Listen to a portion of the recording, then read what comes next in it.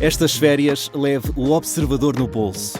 Na praia, no campo ou entre viagens, acompanhe toda a atualidade sem limites. Assine com 40€ de desconto e habilite-se a ganhar uma estadia de 2 noites num dos hotéis boutique da Small Portuguese Hotels. Este verão, desligue da rotina, não da informação. Assine em observador.pt. 6 horas.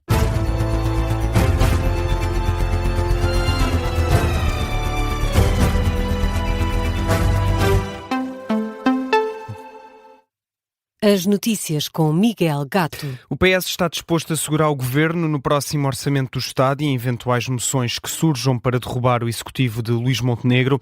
O Observador sabe que José Luís Carneiro tem a convicção de que o partido precisa de pelo menos mais um ano para consolidar a proposta política junto dos eleitores, que acabaram por se afastar dos socialistas nos últimos anos.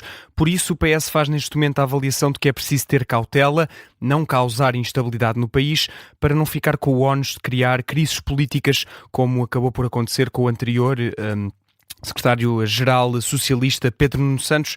É o que explica o editor adjunto de política do Observador, Miguel Santos Carrapatoso, na história do dia de hoje, que dá mais detalhes sobre o que pensa o PS neste momento. O Partido Socialista percebe que deve seguir aquela velha máxima que raramente é desajustada, que é: quando vês o teu adversário a cometer um erro, não o interrompas. E, portanto, o Partido Socialista percebe que o Governo está com muita dificuldade em gerir os vários dossiês que queimam, uns estruturais, como os problemas na saúde, ou o aumento do custo de vida, e outros dossiês que, aí sim, resultam de erros cometidos, no caso de Fernando Alexandre, ou de pecadilhos cometidos noutras vidas, no caso de Luís Neves.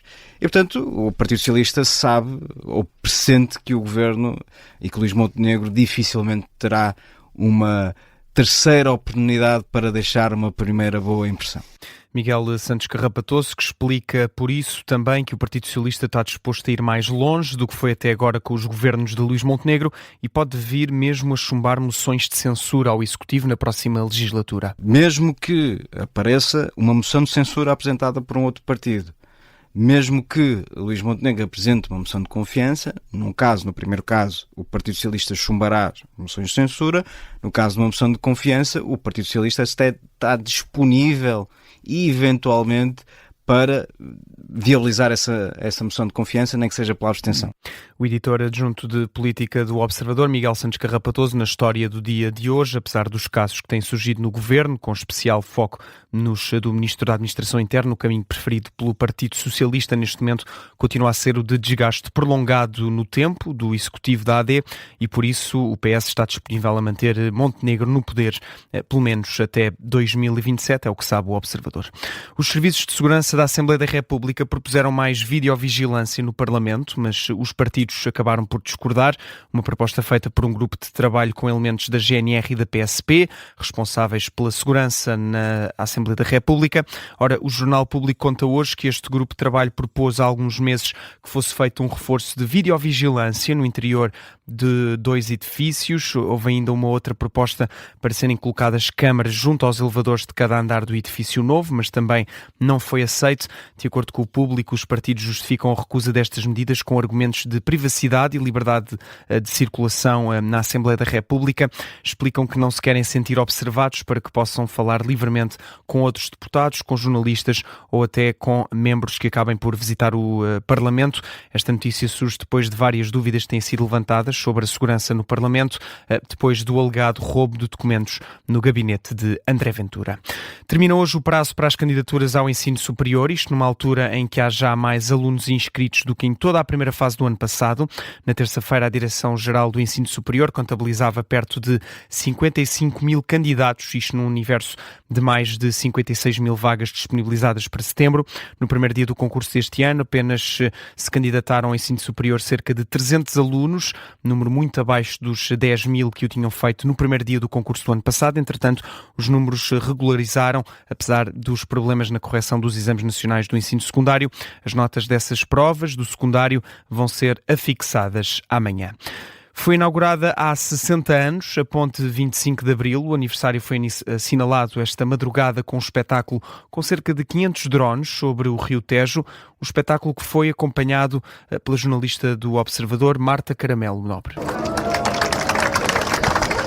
Aplausos que só chegaram no fim de um espetáculo que começou atrasado devido ao elevado tráfego aéreo que se fez sentir na capital. Foram 10 minutos de imagens no céu, mas sem qualquer música a acompanhar.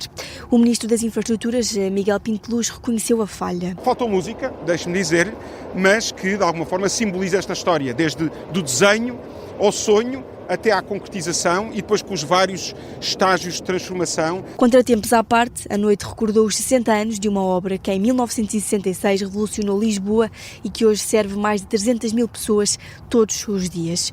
Sobre o estado da travessia, o governante deixou uma salvaguarda. A garantia que podemos dar aos portugueses é que todas as condições de segurança são mantidas, temos feito todas as análises, todos os estudos. Para o Ministro, esta ligação é, acima de tudo, um espelho da entidade do país. É uma ponte que tem muitas histórias para contar da nossa vida, da nossa democracia. 60 anos depois da inauguração, a Ponte 25 de Abril continua a ser um elo indispensável de quem cruza o Tejo todos os dias. A reportagem da jornalista Marta Caramelo Nobre, que esteve a acompanhar o espetáculo de drones que assinalou os 60 anos da Ponte 25 de Abril. Na atualidade internacional, Donald Trump garante que quer assinar um acordo de paz com o Irão em breve e volta a dizer também que os iranianos mentem quando dizem que não está a haver negociações. Porque eu não quero matar pessoas. Não quero matar pessoas, mas a certa altura estávamos preparados para lançar o maior ataque de sempre e nós atingimos-los com muita força nestes últimos meses. Estávamos completamente preparados para lançar o maior ataque desde a Segunda Guerra Mundial.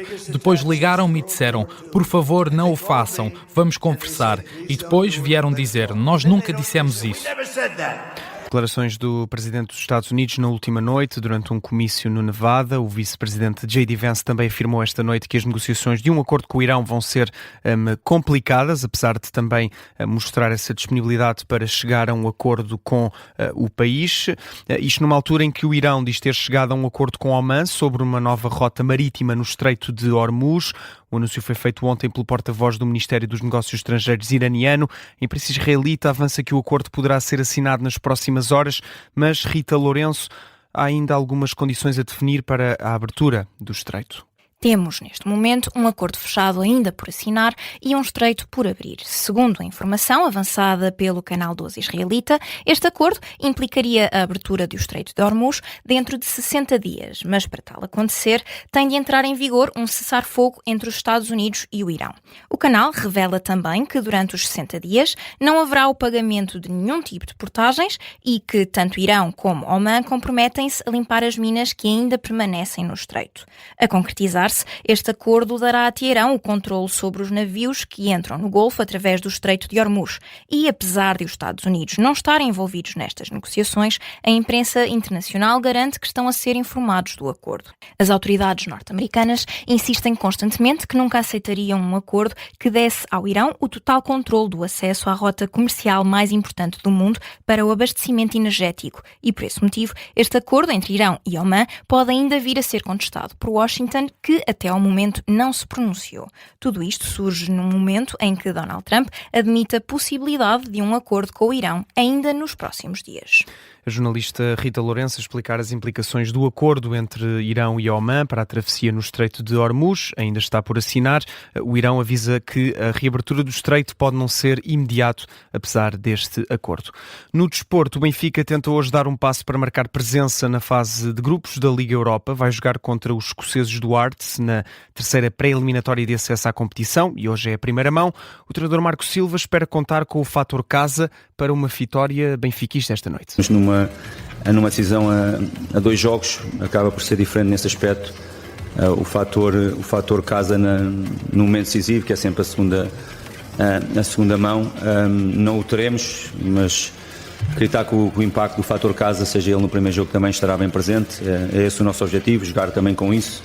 Uma equipa diferente, na minha opinião, tem algumas características similares, uma equipa diferente na abordagem que faz o jogo, e a ambição é claramente ganhar o jogo, e poderemos sim ir mais confiantes para o segundo jogo, independentemente do que fizermos no primeiro, mas só isso, porque nada ficará decidido de certeza amanhã. Marco Silva, em antevisão a este jogo entre Benfica e o Hearts da Escócia, um jogo que poderá acompanhar a partir das 8 da noite em direto com relato e análise aqui na Rádio Observador. Antes disso, às 7h30 da tarde, entra em campo o Sporting Braga frente ao Dinamo Minsk da Bielorrússia. Este jogo é na Pedreira e começa meia hora antes, precisamente às 7h30.